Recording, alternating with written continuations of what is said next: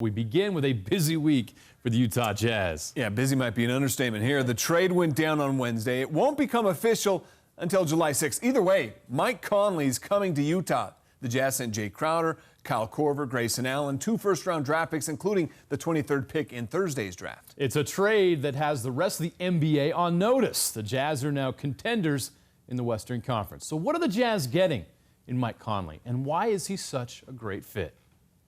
The Jazz needed more from a point guard. Bingo! They found what they're looking for in Mike Conley. Bingo. More offense. Conley, lob and his finishes. The 12-year veteran averaged 21 points and 6.4 assists per game last year, the best numbers of his career.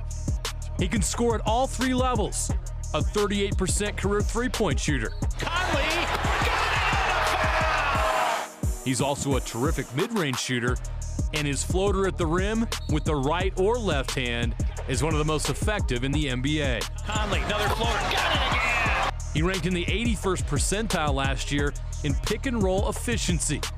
Who runs the pick-and-roll more than anyone in the NBA? The Utah Jazz. Conley retreats for 3, bingo! Can he play with Donovan Mitchell? Absolutely. If you want the ball in Donovan's hands, Mike is terrific off the ball.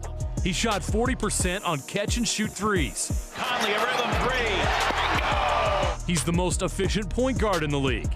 He has the best assist-to-turnover ratio for point guards with a usage rate over 20. He's a two-way player, one of the best point guard defenders in the league. Mike will also fit the culture the Jazz have established. As Dennis Lindsay likes to say, he has Jazz DNA. So the trade is done, and you look into this offseason, there was so much anticipation, so much excitement, because the Jazz had money to spend. Yeah. They're no longer spending that money in free agency. They got Right. it from Mike Conley. I think this was the best move they could have made this summer.